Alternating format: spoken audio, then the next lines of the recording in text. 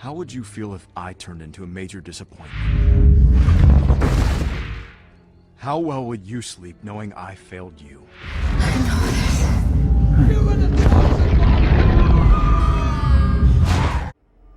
Hello there.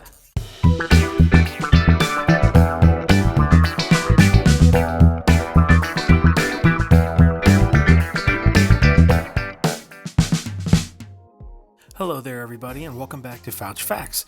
I have a pretty cool video for you today regarding the Obi-Wan Kenobi show.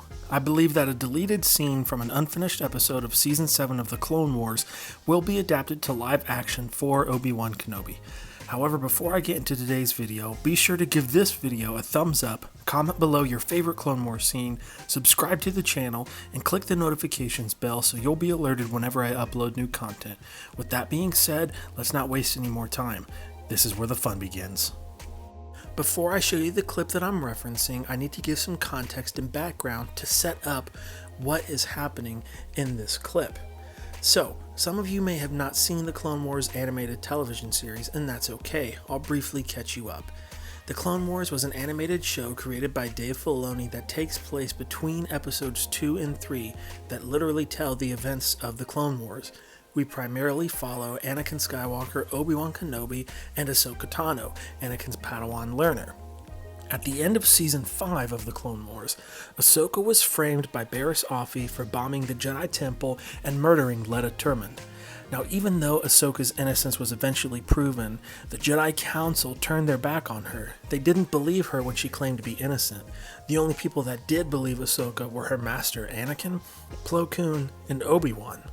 Because she didn't have the trust and backing of the Jedi Order, Ahsoka felt betrayed and decided to leave once she had proved she was innocent of the crimes. So keep that in mind. This clip that I'm about to show you takes place shortly after Ahsoka left the Jedi Order. Anakin is still having a hard time dealing with her decision, and Obi-Wan tries to console him. Enjoy. Anakin, dwelling on Ahsoka's decision won't bring her back. I miss her, okay? Is that what you wanted me to say? I still can't understand how she could have left the Order. It was a surprise decision to all of us. It was wrong. She's a Jedi. She belongs with us. She's one of us.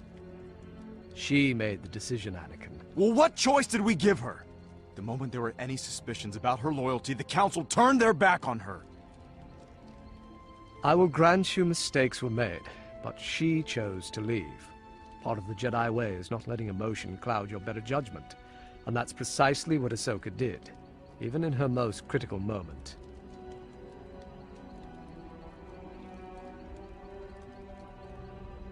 Why don't you get some rest? I'm not tired. You can rest, Master. I'll keep first watch. Well then, I will accept your kind offer. You can't take responsibility for Ahsoka's decision, Anakin. How would you feel if I turned into a major disappointment? It's not the same. It's precisely the same. You took me under your wing and practically raised me. I'm your Padawan, just like Ahsoka was mine. How well would you sleep knowing I failed you? Not very well, I imagine. Luckily, that isn't true. And never will be. The clip I just played for you is from an unfinished episode of the Clone Wars Season 7. In it, Anakin and Obi-Wan talk about Ahsoka leaving the Order. Clearly, Ahsoka's decision has greatly upset Anakin. Ahsoka was his first and only Padawan, and he blames himself for what happened. In Anakin's eyes, Ahsoka leaving the Order represents the biggest failure of his Jedi career at that point in his life. Ahsoka was more than just a student to Anakin. In the same way that Anakin and Obi-Wan were basically brothers, Anakin and Ahsoka were basically brother and sister. Ahsoka leaving the Jedi not only affected Anakin personally, but it also made Anakin that much more disillusioned with the Order itself. This experience undoubtedly made it easier for him to betray the Jedi and join Darth Sidious as the Sith Lord Darth Vader in Revenge of the Sith. As any good mentor and friend would do, Obi-Wan tries to comfort Anakin during this difficult time. Kenobi tells his former pupil that Ahsoka's decision was her own and Anakin can't take responsibility for it. He tries to tell Anakin there was nothing else he could have done, but Anakin isn't having any of it. He asks Obi-Wan, "How would you feel if I turned into a major disappointment? And how well would you sleep knowing I failed you?" Obi-Wan then tells Anakin, "Not very well, I'd imagine." Luckily, that isn't true and never will be.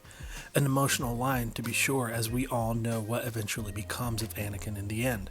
This is really a beautiful scene between these characters as it foreshadows what will eventually happen in the future. It's for that exact reason that I believe we could see this very scene adapted into live action for the Obi-Wan Kenobi show. Fast forward to the events of the Kenobi show, and Obi-Wan is literally eating his words. He is, and has for the past decade, been dealing with the same situation Anakin was. As much as Obi-Wan feels that Anakin failed him, he feels like the greater failure for allowing these events to happen. It's the same thoughts and emotions Anakin dealt with when Ahsoka left. Obi-Wan has had his fair share of failures, failing to save Qui-Gon, failing to kill Darth Maul, failing to save Satine. Those are just a few failures that come to mind. However, all of those pale in comparison to failing to stop Anakin from turning to the dark side and becoming Darth Vader. We know how bad the trauma that Obi-Wan suffered at the end of Revenge of the Sith has affected him, giving him severe PTSD and depression. But I can't imagine Obi-Wan's mental state now, knowing that Anakin survived their duel on Mustafar and having witnessed the brutality of Vader in action. So how could we see that flashback scene on screen in Kenobi? Well, the answer is bacta tanks. If you recall from the Book of Boba Fett, when Boba had to go in the bacta tank, he relived certain memories from his past. I think we could see something similar in Kenobi. Obviously, Obi-Wan suffered some pretty gruesome injuries at the end of Episode 3 last week, and he's gonna need some major medical attention. I think he's gonna go into a bacta tank, and while he's in there, just like Boba Fett, relive some memories from his past, and this is how we could see Clone Wars flashbacks from Obi-Wan Kenobi's perspective. It's important to understand how close Obi-Wan and Anakin were. There's a reason that these two thought of each other like brothers. The best way to convey that is by showing flashbacks from the Clone Wars. I think that scene from the unfinished episode would be perfect, as it shows the bond between Kenobi and Skywalker, and it is also a nice allusion to the current state of their relationship. But Lucasfilm has a plethora of scenes from the Clone Wars that they could pull from. They could even write new scenes that we haven't seen before set in the Clone Wars era. Seeing these flashbacks will also help drive home the failure that Obi-Wan is feeling. After the events of Obi-Wan Kenobi Episode 3, Obi-Wan has to be at his lowest of lows. He is at his breaking point. He should want to give up and should come dangerously close to doing so. It's here in Obi-Wan's darkest hour that somebody needs to give him the pep talk of the century. That person can only be the Force ghost of Qui-Gon Jinn. Outside of Anakin, there is nobody in Obi-Wan's life that was more influential than Kenobi's old master. Just think how cool it would be to see Liam Neeson reprise his role and help Obi-Wan pick himself up and become the Jedi Master we all know him to be. It would probably be one of the most emotional moments in all of Star Wars, and I don't think anyone would complain about a Liam Neeson cameo. I know I have been eager to see Liam Neeson reprise this role in live action, as most prequel fans have, and seeing this would just be the icing on top of the cake for this show. Regardless of whether or not Lucasfilm adapts that unused Clone Wars scene or not, I think some type of Clone Wars flashbacks are a must-have for the Obi-Wan Kenobi show. There would be no better way to help the audience understand the relationship these two once had, and the UPFs, ultra passionate fans as Mark Hamill calls us, would be ecstatic if we saw any form of Clone Wars flashbacks of Ewan and Hayden playing the younger versions of their characters. Anyway, that does it for today's video. I hope you liked watching it. I know I had a blast making this one. If you did enjoy it, please give the video a thumbs up, comment below your favorite Clone Wars moment that you'd like to see in live action, and subscribe to my channel so you won't miss my future videos. I hope to see you all at the Obi-Wan Kenobi Episode 4 watch party tomorrow, Wednesday, June 8th at 7:30 p.m. Eastern Time, as we watch the next chapter in this incredible story. Thanks for all of the support. You guys rock, and remember, the Force will be with you, always.